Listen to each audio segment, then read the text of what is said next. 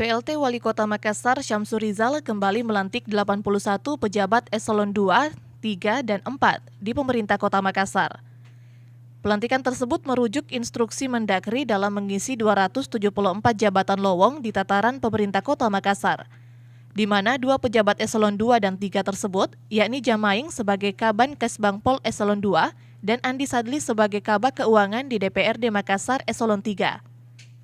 Diketahui Syamsur Rizal sudah melakukan pelantikan sebanyak 4 kali secara bertahap, yakni pertama 1 orang sebagai Sekda Kota Makassar, dilanjutkan 116 pejabat, disusul 2 pejabat eselon 2 dan terakhir 81 pejabat eselon 2, 3, dan 4 di tataran pemerintah Kota Makassar, di mana jumlah keseluruhan yang telah dilantik sebanyak 200 pejabat dari 247 jabatan lowong, sehingga tersisa 47 jabatan lowong di pemerintah Kota Makassar.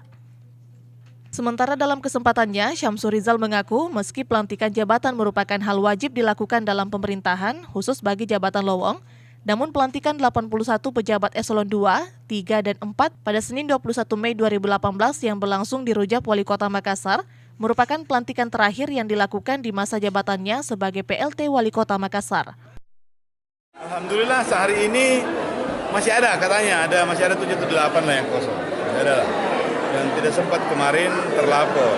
Ya, mudah-mudahan nanti bisa diisi lagi.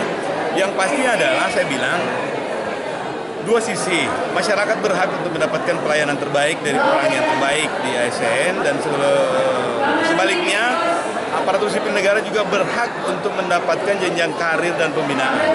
Jadi dua-duanya ini diberi kesempatan. Meski tercatat masih tersisa 47 jabatan lowong di tataran pemerintah Kota Makassar, namun hanya ada 7 jabatan eselon 4 tingkat kecamatan dan kelurahan yang terdaftar tidak memiliki pejabat. Hal ini pun terjadi melihat laporan ke-7 pegawai tersebut baru diketahui usai dokumen diserahkan ke Mendagri.